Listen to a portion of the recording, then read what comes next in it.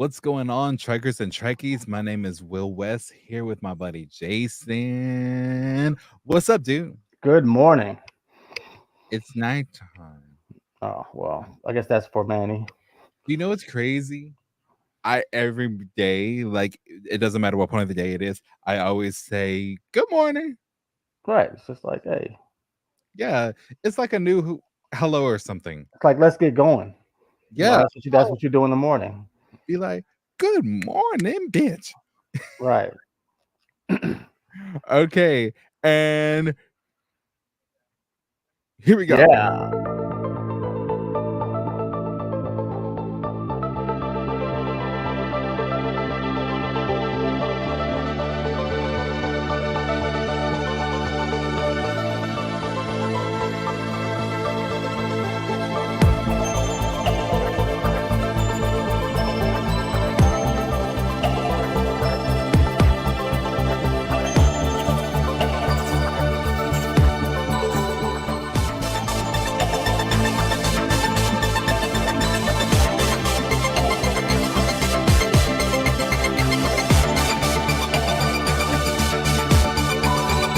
Every other vote. I mean, I just want to know what we're going to be ready. Oh, wait, we're going live. Here we are. Welcome once again to Trekkers the Light. Like, literally, my mic falls down just as we go live. Hi, everybody! Why is that person not even moving behind you? That's what you're paying attention to? On a scale of 1 to 10. Oh my god, no. Love that baseball and the teacup. Like, clearly, TNG DS9 fans. So. This was a nice touch. The moans. No, everybody, this is actually one of the main screenwriters for Prodigy, so we are super excited to hear from you. And No one also, listen. I'm a little embarrassed for being as critical.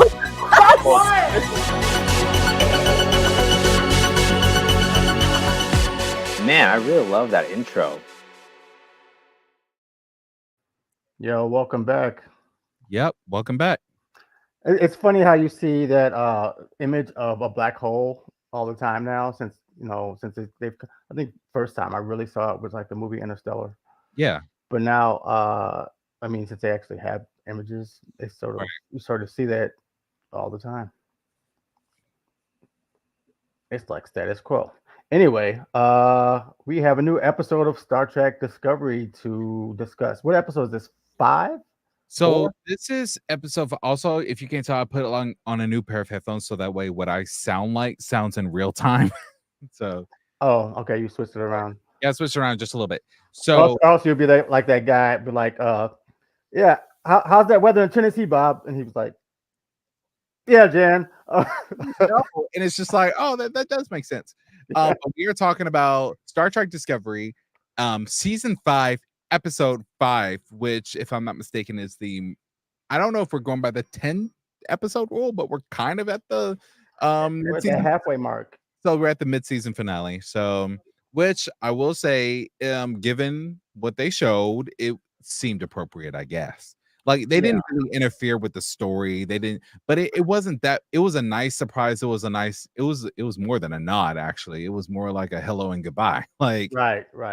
It wasn't just any. I'm sorry, I'm jumping right to it. It wasn't just any ship. It was the Enterprise that Kirk switched to, like the very one. Like oh yes. It was that one that he went to. Yes, with this which jumped off the whole mirror. Right.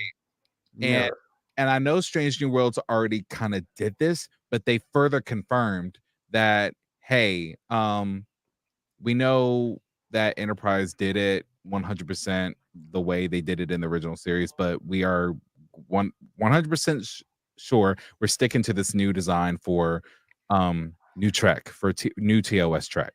Right. Which so you would think that just kind of like with Enterprise, we saw the Defiant episode and and then Lady became Empress and all that stuff and all that jazz, and you saw the Constitution class look exactly the way it would look. Yeah. Right. But just a bunch of buttons that look like candy. Candy and jewels. Don't get me started on that. Well, so if you haven't I always assume that like if anybody watching this has watched the episode, but I'll do a quick recap. Yeah, do a recap. Real quick. So obviously by now you're used to the fact that where we started in this episode is where we left off in the last episode. So we Yes. left off the last episode, the same coordinates that we started with at the last episode that they got from the episode before that. And there was nothing there. They couldn't find Mal or Locke, and they had no clues. So at the beginning of this episode, Stamets and Tilly figure out that if they had to recalibrate the sensors, and actually what was nothing was actually something. They found a wormhole, and obviously this wormhole, we'll get into it in the talk, has still been there for like 400 years. We'll get into that in the talk, but this wormhole was different in the way that it was like opening and collapsing and opening and collapsing, right? And when it opened, it wasn't big enough to fit a starship. So Burnham and Book take Book's ship and they fly through it. And communications are iffy. They don't know what's on the other side, so they can't really communicate once they get over there. They find Lala Mock and Lala's ship. I'm gonna mess that up all the time. Well, it's Space Bonnie and Clyde. Right. Their ship's busted up. It's actually in two pieces. And then they see the Enterprise, ISS Enterprise, which is obviously not our Enterprise, but the Enterprise from their mirror universe. And they're like, "What?" So they go through all that, emotional wowing of that. But they figure that's where Mal and Locke are. So they go there and they have a fight out. And through this fight out, we sort of go through the story of how Mal and Locke got together. Apparently, Mal was like a courier going to the Breen, and she obviously already also couried black market stuff. And Locke was the guy who was supposed to be, he's TSS, right? Supposed to be going. They had this relationship. She's going back and forth, and they fell in love. And then his people are like, "Why are you with this low breed person?" He ends up shooting his people, plus the guy, his surrogate daddy, in the shoulder. And this is why these guys are this main huge fugitives called Akamana something. I don't remember the word. Anyway, their whole reason for being on this show and chasing for this stuff is to get something that's so huge they can lift this bounty off of them. This is their motivation on the show. They have a bounty, they want to lift it. Book and Burnham try to talk them out of it. Not very successful. Turns out the Book ship gets blown out into space. The only way they can get back is to actually take this Mirror Universe Enterprise through the aperture, while on the other side, commanded by Commander Rayner, he is commanding the Enterprise to the best of it. He's actually doing a pretty good job. He's still Rayner, but he's a little, better and upbeat. And he's on the team now. I know he knows that he has a team, but he's quite motivating people to get shit done in his way.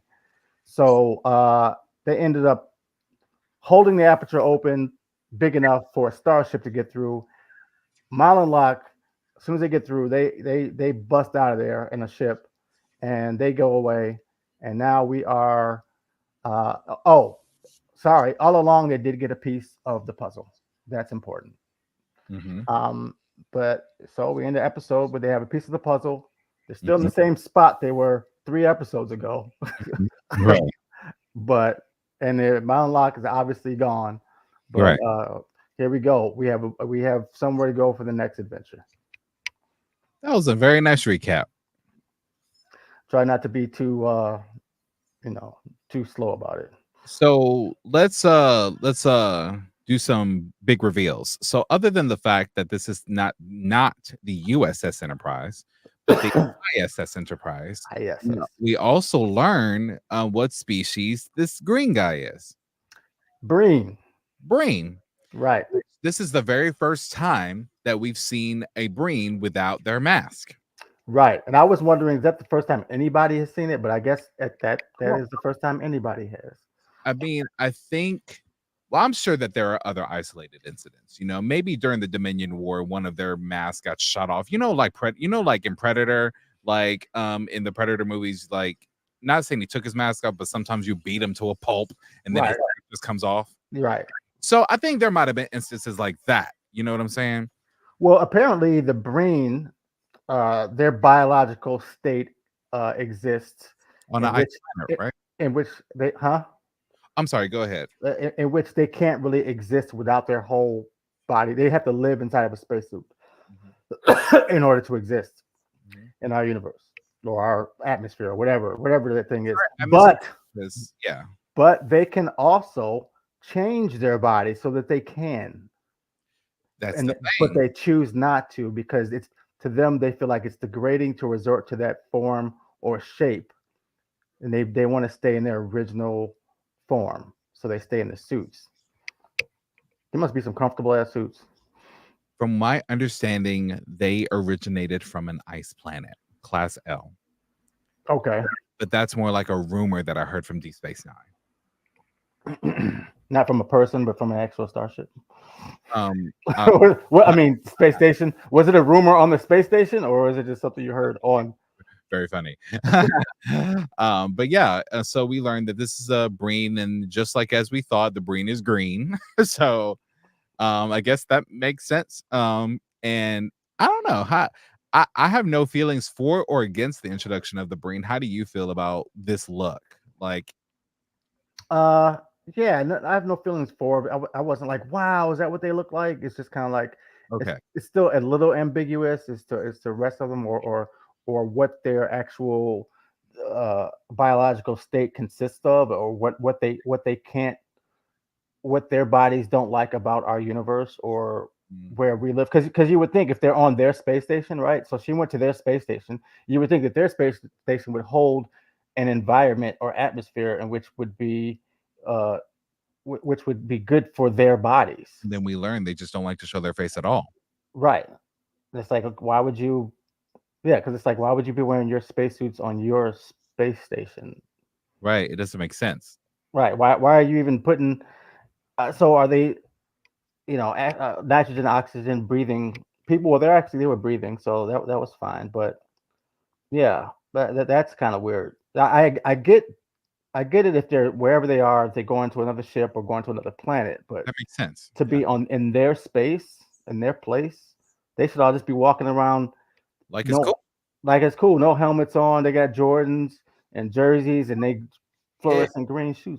Well, let me throw this at you. I mean, skin. It's a courier station, and they trade with different people who breathe different atmospheres, including the girl, including the human.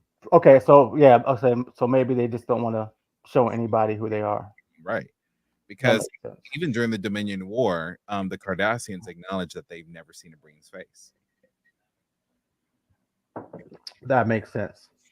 So, and they never said whether it was like a religious thing or a spiritual thing, but they just don't, it's just a low thing. Like, it's worse than taboo. It's like worse than the gay episode on Rejoined with the Trill episode. It's worse than, anything. I don't even know what they're trying to say. What's it like? Is it like worse than like the changelings, looking down on what's his name? Because he's with humans all the time. I don't think it's worse than that. I think it's, pause. I think a part of that. And I'm going to say, because the changelings hate turning into humanoid solid forms. They detest that. Yeah. But at the same time, that's not their natural form anyway. They like to be in their natural form.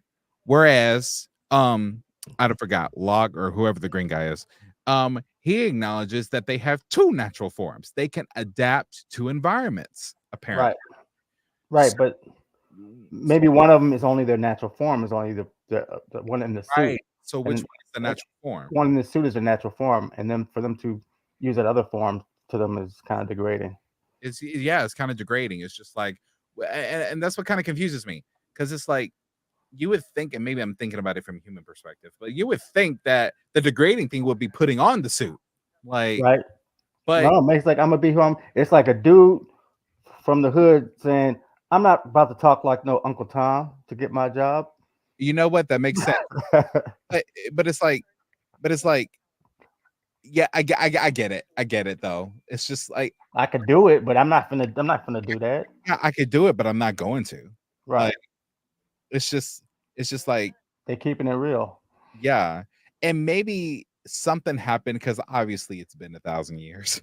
So something, we learned about the Breen in like the TNG era. So I'm gonna say 400 800 years, something like that.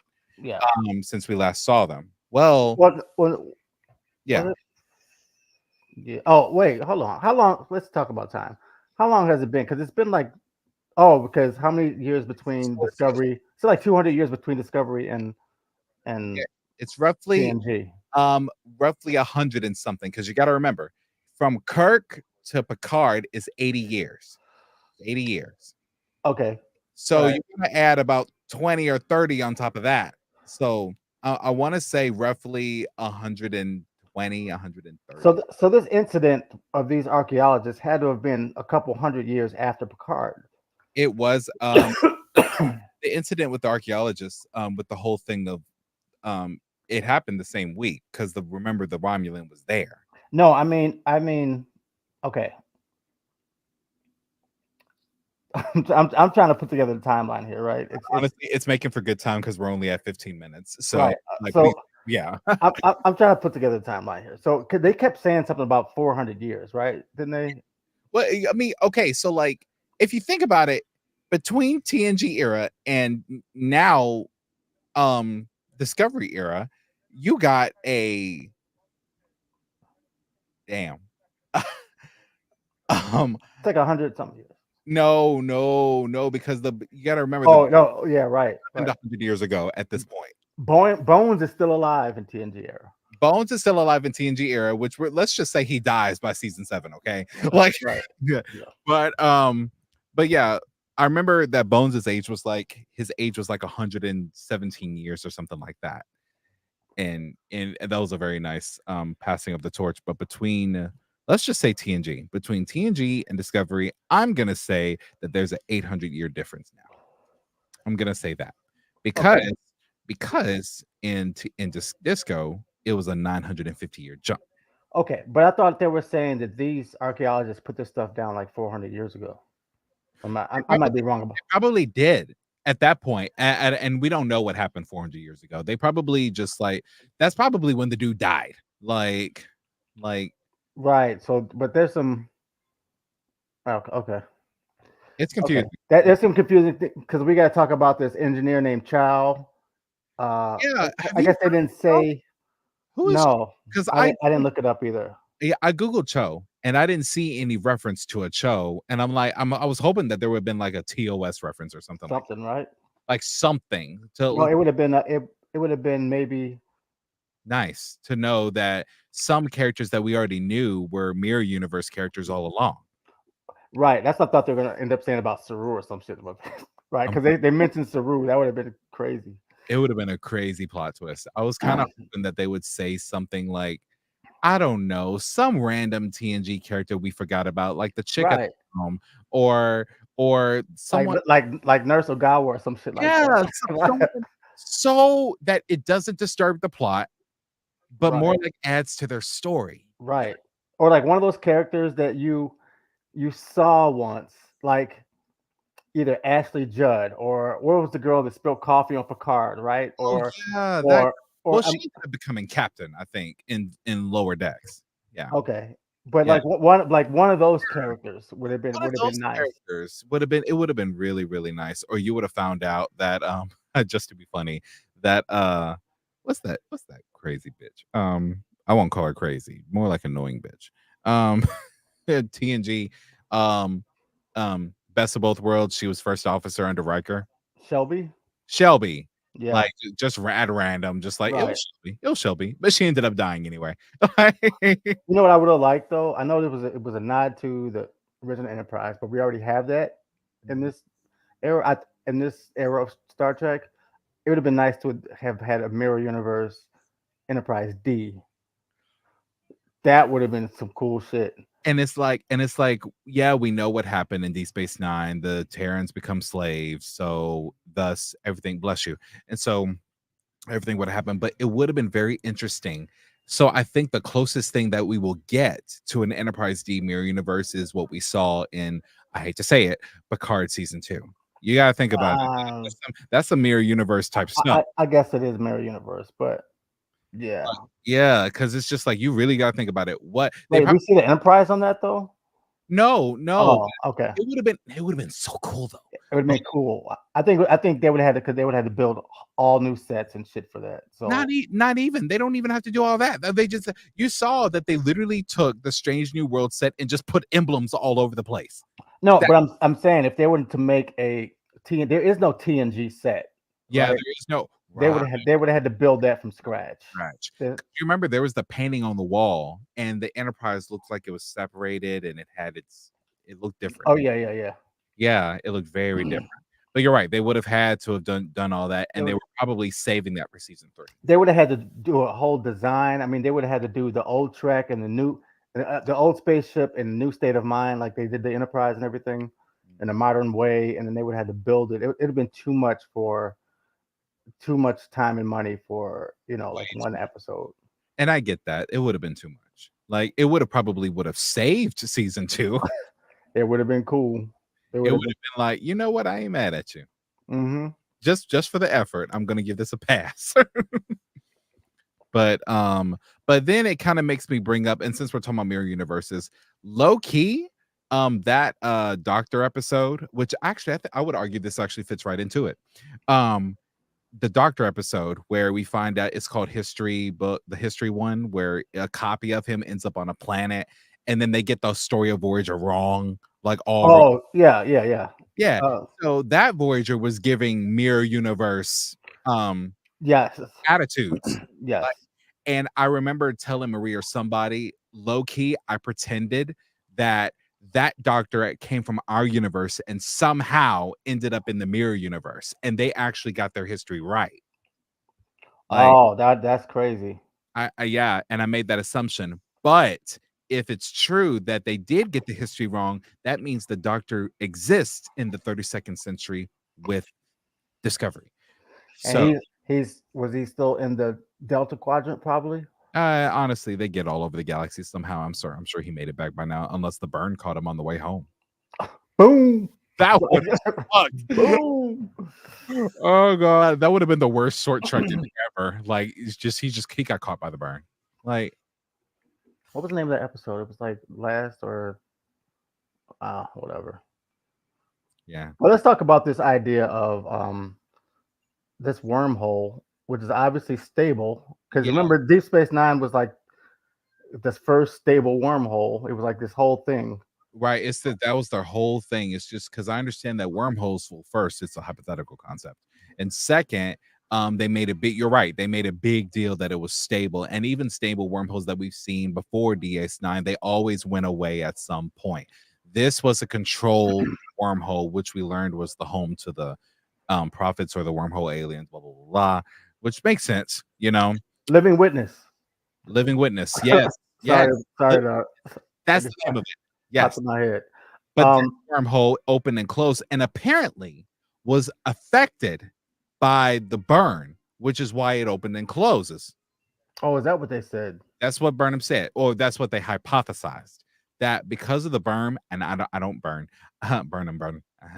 But right, burn. I'm surprised no one made that joke yet. Yeah, I'm really surprised by that. But because of the burn, it somehow disrupted the flow of the wormhole. So now it just opens and closes. But my thing is this: the burn is only supposed to affect dilithium ships, right? Yeah. The only way I can see that happening is if a ship was passing through. Right. Perhaps. Wow, it was there and it boom. They never really explained what was on the other side besides just like chaos, like because we established you can use anything to cross universes. Right. Well, I wouldn't say wormholes are hypothetical. I will say they're mathematically theoretical. Okay, theoretical. I think there's a difference, and like it can be proven. It's now a theory. It can be mathematically proven, right? But it's not just like. Also, shout out to the 2 people that are watching from YouTube right now. How you? YouTube folks, what's good? Chiming in. Say something. Manny, I know you're one of them. Come on. I already said good morning to Manny. Yeah, good morning. Good morning. But yeah, so this wormhole opens and closes, and it's a green one, and we see pieces of ship all over the place. I'm gonna have to go back and see if there are like any like ship we might recognize other than the Enterprise. It's just kind of like a void of. It's not even a void. There's a lot of stuff in there. Right. What? And I was kind of like, well, I guess it would make sense. I don't know. I guess I was kind of hoping that it would be the DS9 wormhole. Like, and then something happened to where the Prophet aliens moved out of it. and, Right. and now it's just a wasteland of trash. Like, Well, here was my first thing too, was because they're like, communications may be a problem. I'm Right. like, okay, why is nobody thinking, okay, let's send a few buoys into the communication buoys into the wormhole, I swear to God, and one on the other side. I That was way we have a so communications relay throughout the thing. I was so surprised that this guy did not say that.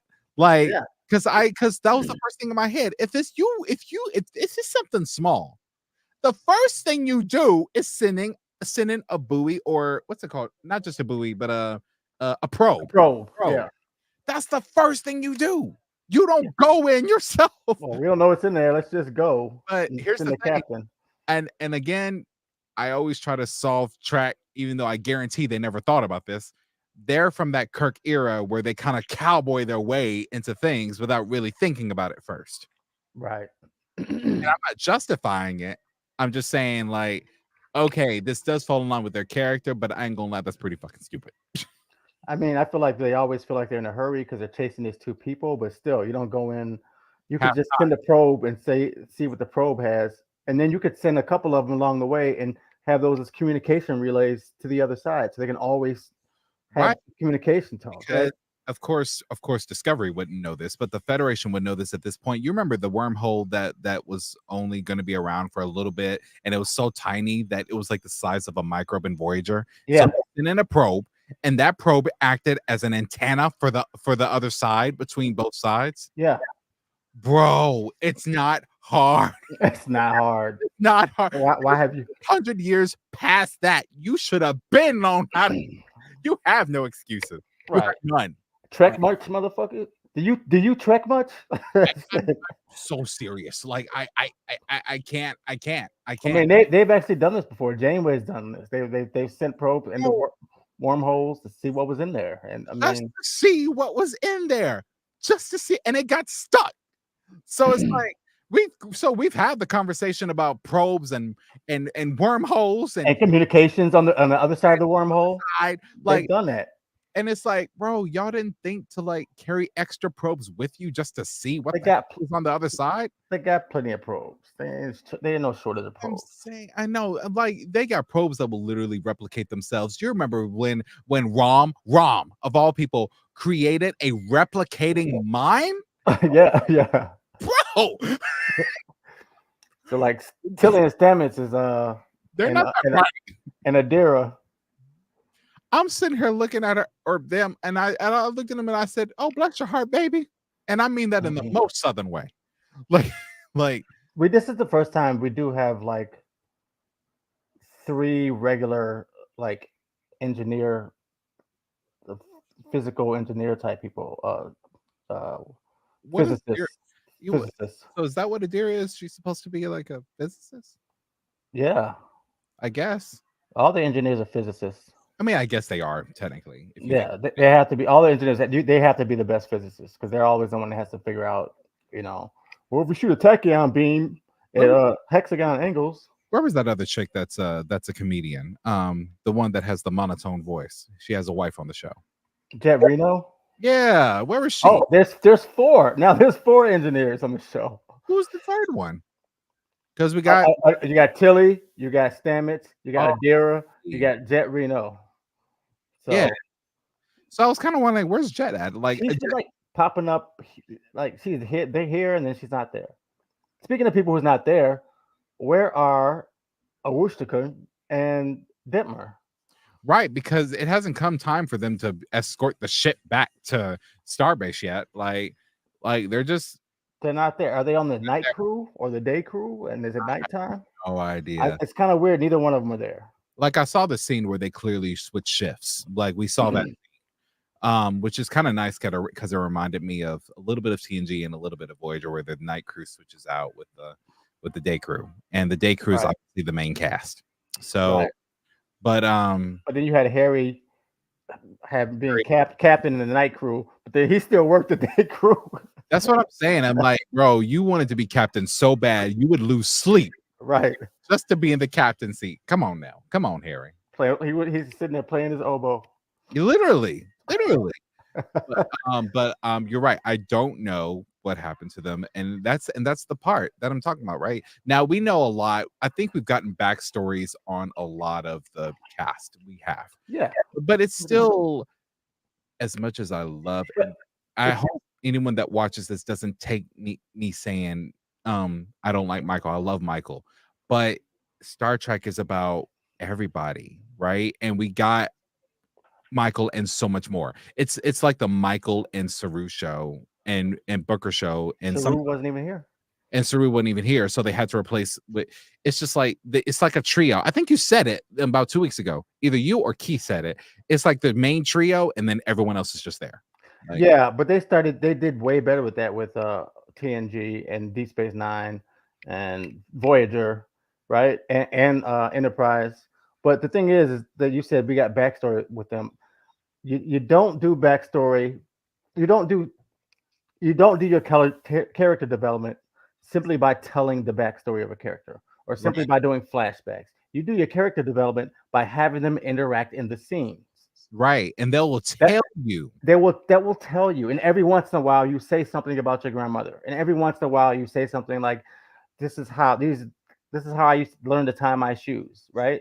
And so you learn that about that person. You don't do that you don't do it with a flashback or with a story. Yeah, because it's just like, come on now.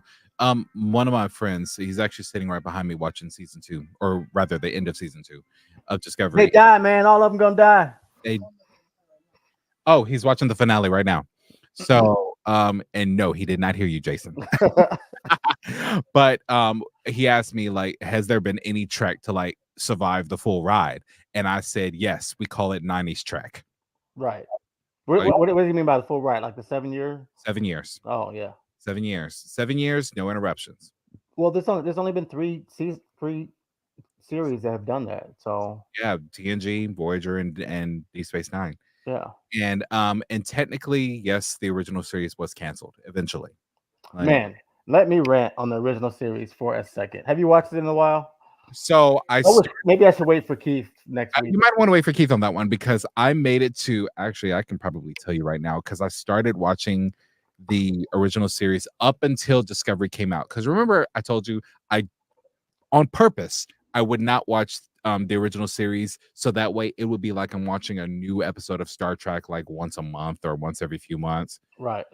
Right. Well, now everything's being canceled again, and things are being so spaced out, they're making us wait months. So to pass the time, I made it through like the first 6 or 7 episodes of TOS. Well, I've been so I work like lately a week on, a week off.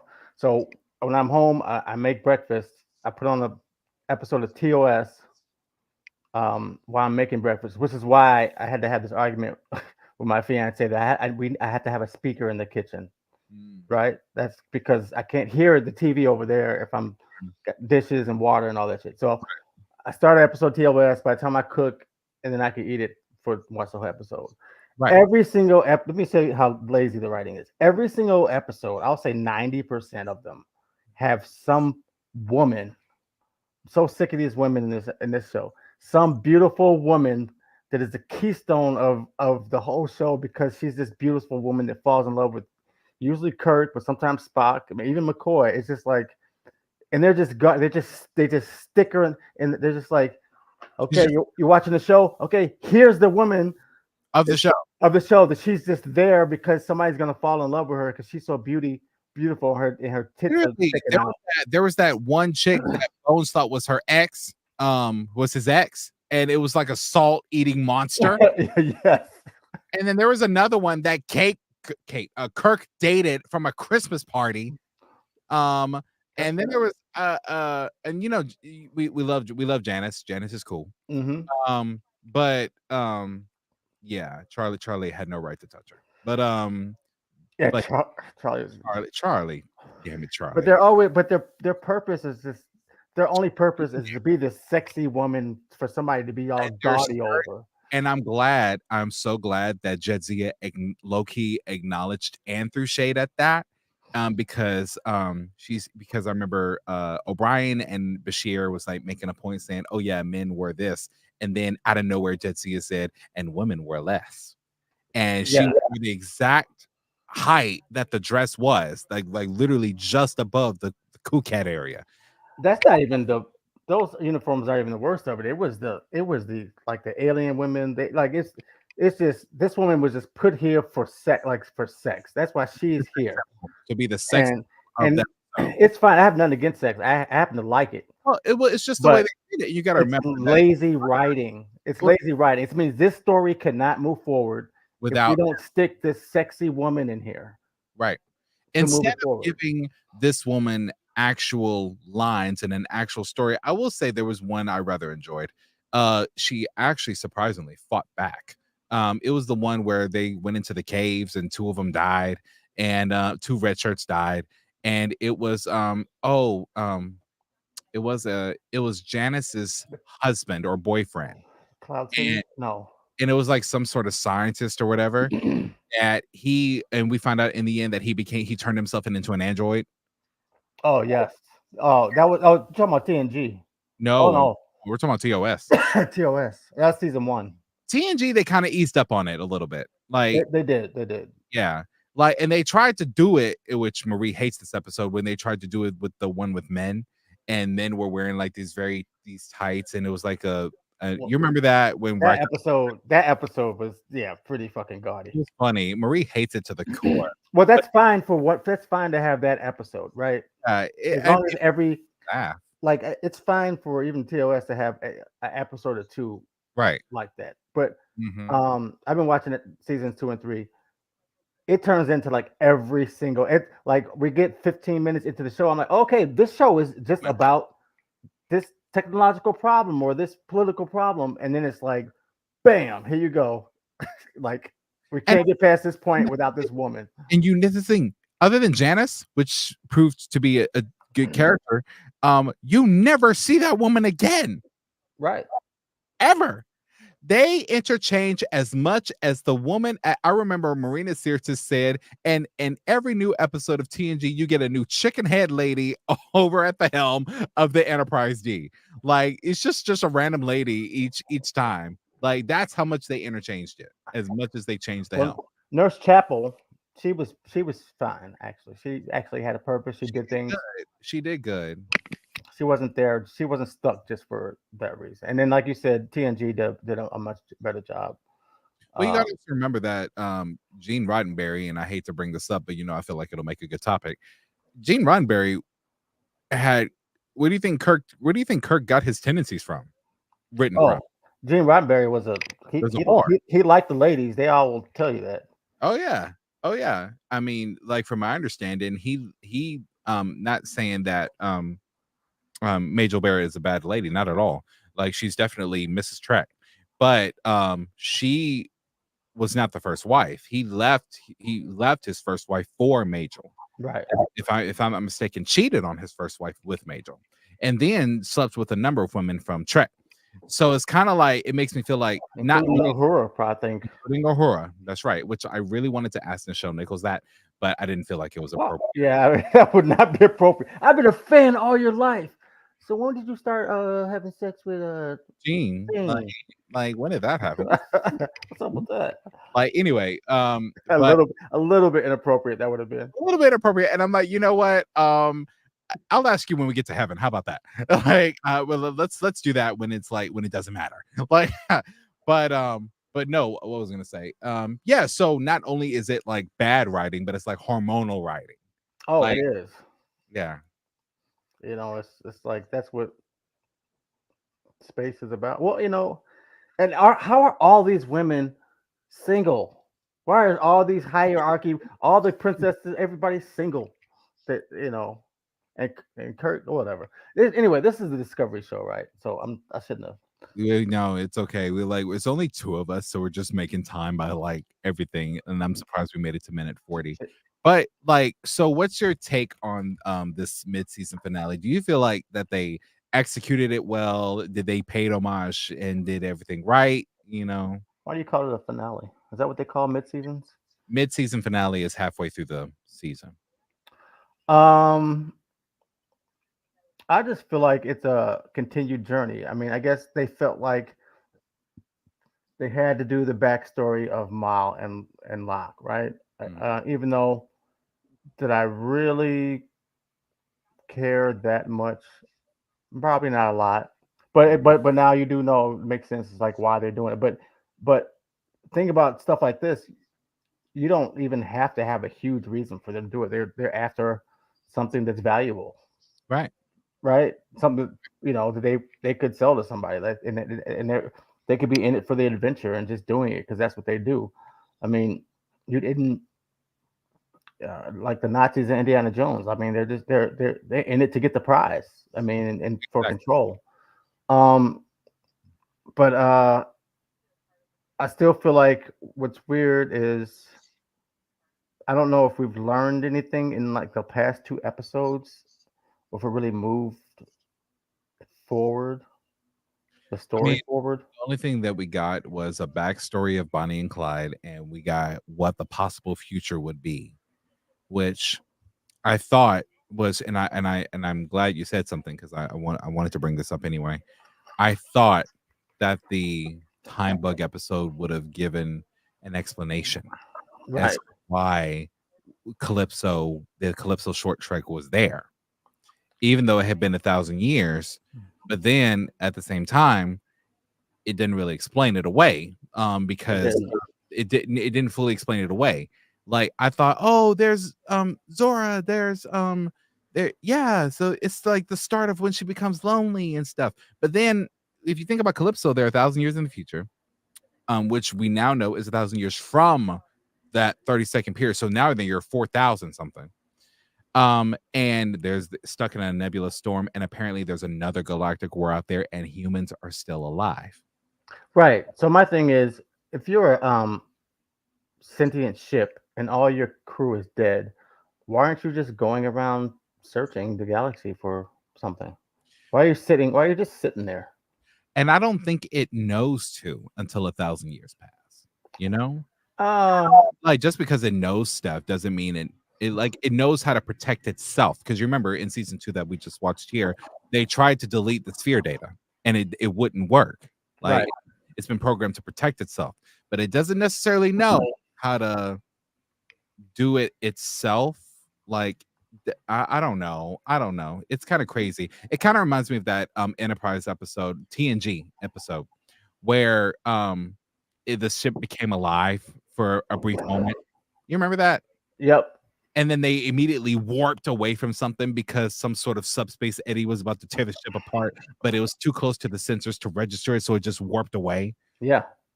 So that would be cool. Like, yeah, but you say it's protecting itself, but you can protect yourself against an emotion that you don't enjoy.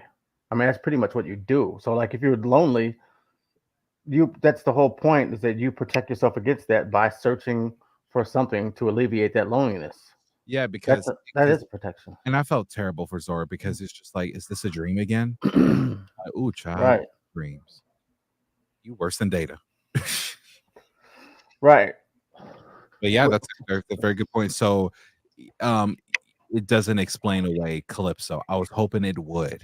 Like maybe Calypso is still an alternate future. In that alternate future, we just don't really know, But well, the whole alternate future thing is just like, okay, if you want to do that, then there are an infinite amount of alternate futures based on exactly. Right. So it's kind of like, basically, you know what? The crazy thing is what I have wrong with the multiverse theory is that if anything that can happen, most of the things that happen are probably really bad. You know what I'm saying? Like, there's a lot of bad shit that can happen. Exactly. In a lot of different ways. and then that tells me that, like, okay, uh, I am. So there's a bunch of me's in a bunch of different universes, and they could all. I probably would have, if it's all based on the fact that any decision I have made could have gone the other way, and that could have been another universe where I've made that other decision. There's a lot of me's that have killed people or are in jail right now because your whole life is like, okay, well, I'm stepping away from that. I'm not gonna fuck you up because it's the wrong thing to do, and I have too much pride for myself. Or you know what I mean? Your whole existence is making the decision to do something better in this situation, right? So you're telling me that all those times I've ever stepped out of a bad situation in my life, I said, fuck it. There's a lot of dead people out there, Will. I don't like dead people. But there's another point while we still had some time left that I felt like we didn't fully cover. So other than the fact that we don't know who Dr. Cho is, apparently, I think they lightly brought up Saru and then they lightly brought up Spock. They had to have brought up Spock because Spock was the reason that everything went in a he tried. But Mirror Universe Spock is kind of the reason why everything went to shit. Did they bring up Mirror Universe Spock, or did they bring up? It was Mirror Universe Spock because you got to remember in the TOS episode, Kirk talked some sense into Mirror Universe Spock. Right. And Mirror Universe Spock tried to be like the beacon of an era for change. Well, unfortunately, things took a head on itself, and he was killed. And then eventually, a couple of hundred years later, or some decades later, Terrans became slaves. And it was just a bunch of stuff. Kira explains all of this in Deep Space Nine. But I didn't know whether they were talking about Saru, the Mirror Universe Saru, because or Spock. They were talking about the Mirror Universe Saru that ended up on the ISS Enterprise somehow, and he got killed. And no, he took. I thought he liberated some people. He saved people. Okay, so he did. So they stole the Enterprise. Yeah, I think they stole the Enterprise and ended up there. And then all those people, including Dr. Scientist Chow, was it Cho? Yeah, went on to prosper and they made it to the other side. Yeah, because they didn't really show what was going on inside of that wormhole, right? It was just they didn't really show. It's just like, and I know that they're trying to like keep it vague so that way it doesn't interrupt canon. But like I said earlier, you can add to canon without interrupting it. Yeah. Like you can show us what's on the other side of that wormhole. We know the Terran Empire is gone. Right. Right. Well, yes, we do know it's gone. And we also you don't know it's gone. You don't know it's gone in the Mirror Universe at this time. Well, we just know that there hasn't been a single crossing in 500 years, and technically there still hasn't. Right. It still hasn't, because I thought, oh my God, they're on this. It came from a different time, just like they did the Enterprise episode with when the Defiant came from a different time. That I thought they were doing it like that, and they kind of did, but the truth is that Enterprise just got stuck. Right. And that's what. And then they took all escape pods and shuttles and left. So. And you mean to tell me that nobody has found this wormhole? I guess space is really big, first of all. Space really is big, and apparently that was another stable wormhole. But you got to remember, like, it's been 1,000 years, dude. Like anything can happen. That's what I'm saying. All that. Well, a lot of time there was a burn, so there wasn't a lot of space travel going on. Yeah, so there wasn't space travel anyway. And then even before the burn, there was the Temporal Cold War, so they were busy with that. Not the regular people. Who? I mean, like, you mean like couriers and pirates and the Orion Syndicate in them? Was Starfleet really? Oh yeah, I guess you're right. Yeah, because the Temporal Cold War happened right before the burn. And yeah, there was a bunch of mess. It's a bunch of mess. Hello to the 3 people, the 2 from YouTube and the 1 from Twitch. How you doing? Hope y'all leave a comment or something like that. Let us know. Subscribe. Actually, take this link right now and put it on Facebook. Yes. Like, yo, this is what I'm watching at this moment. Literally, because we have like 3 steady people for the majority of today's episode, and that's pretty freaking awesome. And I do not mean that sarcastically, like actually that's pretty awesome. Like, as a matter of fact, here's a gift for you guys. We're usually at this dude, I can't with you, bro. Oh man. I don't have any yet, so I needed to bless them with a nice GIF. We'll be like, I can't sleep at night. Let me look at this right quick. I'm screaming. Don't call me out on that. Mm. Oh my god. No, leave. I'm not gonna say anything else. You're just gonna. So what do you think they're going with this at the end? Like what do you think do you think, okay, so this is the end time of Star Trek, right? We're never going to have a Star Trek beyond this time. So they have to encompass the end of the Star Trek timeline right now on this show. Right? So they can do whatever they want to encompass all of Star Trek is pointed to this time. So it could be something. It could be something huge or important, or you could just be like, yeah. You could be like, the original. You saw the Chase, the show, The Chase. This is about. I remember The Chase. This is what I would like to happen. I think it is so cliche because I've seen it in almost every sci-fi and National Treasure film and end of the world scenario and blah blah blah. They find the 10 commandments, they find the ark, they find the golden chalice, they find the shit, and then they destroy it because it's the right thing to do. Okay, got it. Or when they found the sword of Kalis, they chucked it into space. Like, okay, got it. For once, I would like them to keep it and use it. And use it for what? Like, what do you think?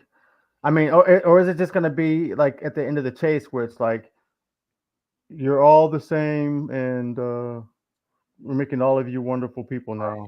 Bro, I swear to God, if we get an ending like that, I will hate Discovery for the rest of my life and compare it to that of season 2 of Picard. Oh, snap. Yeah. You will not jinx that. So I'm going to hope, because you got to remember, and I'm hoping that they thought about this because they clearly thought about a lot of things. You can tell the writers have thought about some things.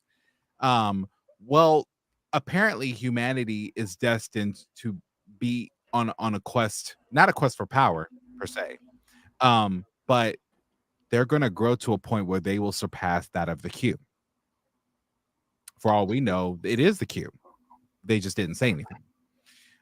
Because across time, and you're pretty much angels or gods. I don't know, but that would explain a lot. That would be something if that changed the humanoids into the Q.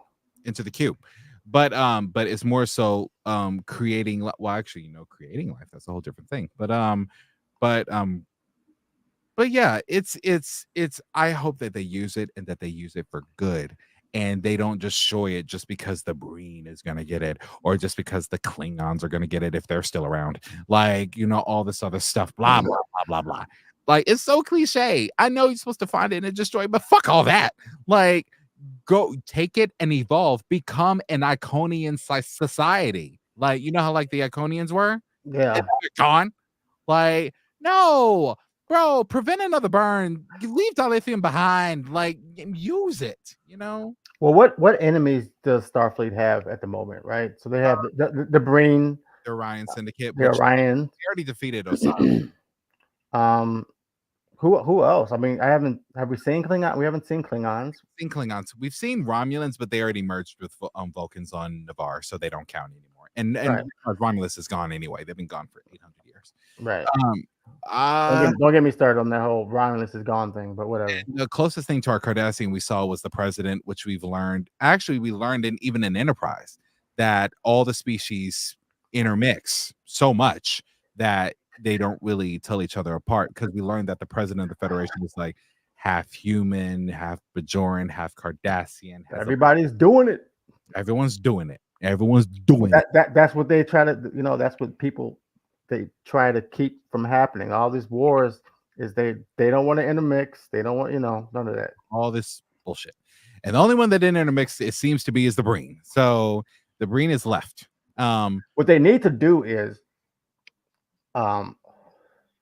because the chase was about, they found all these. First of all, I don't understand why nobody figured out all these common genetic markers between all these species before this archaeological thing, and they had mathematically put it together in a computer to be like, oh, all these we're related. DNA are kind of related. It's like, how did you not know that? What type of biologist or chemists haven't done that?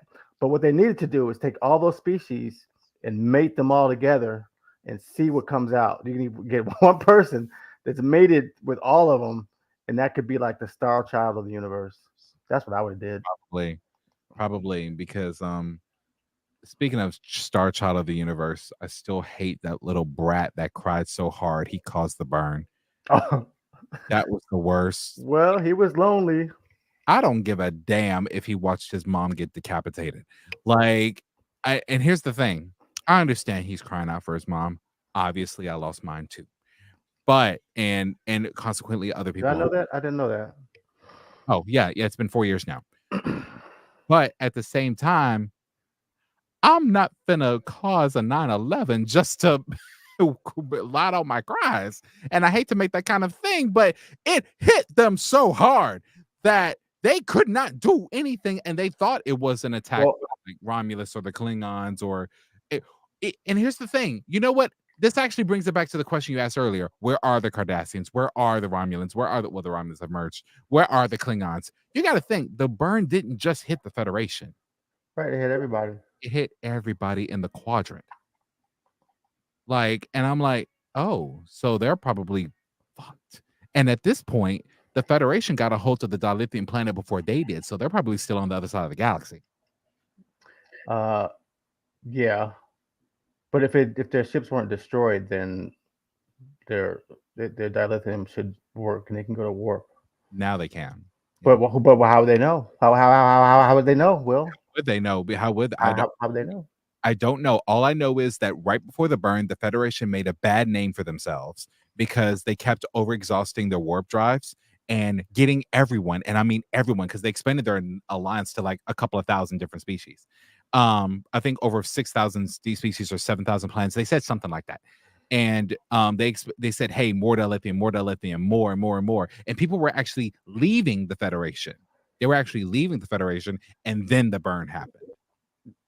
Now, that's the history lesson that I got. Well, you got to remember the Federation is like any other institution, whereas whatever is of value and useful to them, they will seek it. Mm-hmm. Right? They will seek more of it. I mean, we don't have an example on this planet of any institution of power that does any differently than that. Right. At all.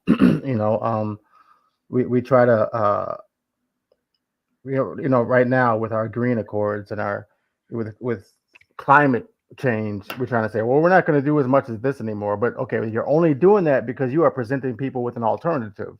Right. And you're only doing it slowly as a transition over like 30, 40 years. Mm-hmm. You're not just saying, nope, we're not doing that. And so otherwise it still has citizens, and its citizens require consumption. Mm-hmm. And every institution has citizens that require consumption.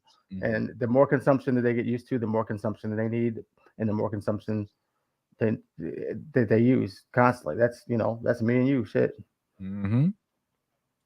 Also, one more thing before we go, brief shout out to Commander over here, because I really liked his even though he's not a captain anymore, I liked his command scales.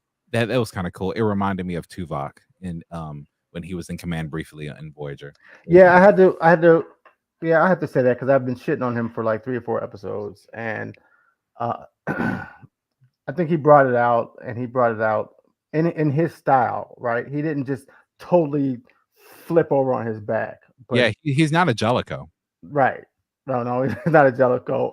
And he still wants things done. He's still a little hard. He's not burned on me. He does things a little differently. Exactly. So I will say he was much better in this episode than he has been throughout the previous 4 episodes. Exactly. I was like, this dude is not going to make a good. And I liked how he referenced, Tilly and Stamets and them. Come on, y'all are the geniuses. Give me something. And I'm like, you know what? He's right. Where y'all? What are you doing down there? Like, what are you doing down there? Like, you still crying over breaking up with your boyfriend? Okay. I'd have been like, Adira, you owe us something. You brought that damn bug on the ship last week. You owe us something. You owe us. Give it up. You are horrible. Anyway, today's been good. We hit our hour mark, and thanks for the people that's been watching. Yeah, it was a really good episode. I enjoyed it. Yeah, for sure. All right. See you guys. Live long and prosper. Peace. Wait, Jason, on a scale of 1 to 10, how serious are you being right now? I gotta know. I'm serious, dude. You got like 10 out of 10 serious, or picking on Michael serious? Which one? There is no temperature in space. It's not cold. What are you serious? Okay, wait. Who is this? Oh dear God! It just got better. Because you said his name.